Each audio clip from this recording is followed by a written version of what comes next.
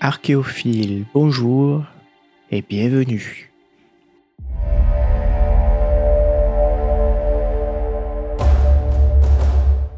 En plein centre-ville de Cahors et en vue des travaux de réaménagement, des analyses préventives furent lancées au printemps 2019. Elles révélèrent des résultats qui attisèrent la curiosité des archéologues de l'INRAP. En collaboration avec le département du Lot et la mairie, ils décidèrent de lancer des fouilles plus poussées. Démarrées le 22 juillet 2019, elles ont rapidement créé la surprise. Les sous-sols ont révélé un sarcophage, de nombreux vestiges mérovingiens et une possible cuisine. La pièce comportait de nombreuses poteries, ossements d'animaux et des traces de charbon.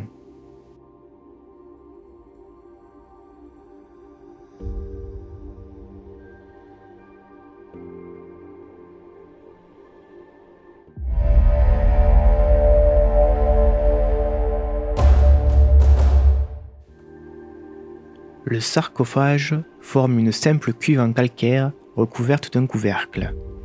Ils ont observé que la structure était toujours scellée par un joint à mortier qui laissait présager que son contenu était encore intact. Un endoscope passé à travers une faille a confirmé l'hypothèse. L'ouverture a lieu le 13 août et révèle la présence d'un squelette inhumé sans aucun effet personnel. Les ossements de la partie inférieure du corps apparaissent bien conservés.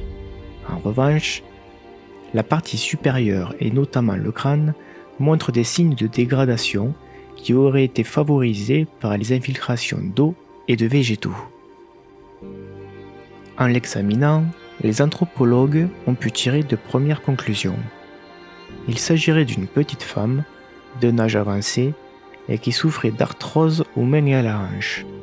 Les traces de bois et la présence de clous laissent penser qu'elle fut enterrée dans un cercueil en bois avant d'être placée dans le sarcophage. L'identité de la femme reste un mystère, mais son cercueil laisse penser qu'il ne s'agissait pas de n'importe qui.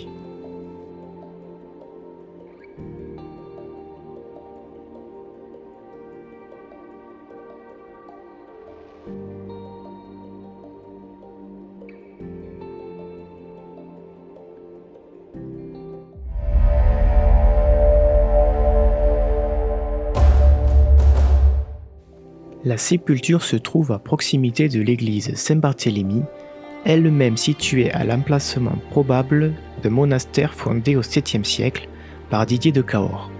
Or, à ce même endroit, des travaux ont révélé au XVIIe siècle des fondations importantes d'une basilique mérovingienne avec des sarcophages décorés de motifs épiscopaux.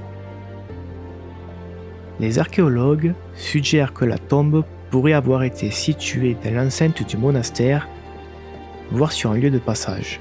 Si elle n'était pas noble, la défunte pourrait avoir fait l'objet d'un culte.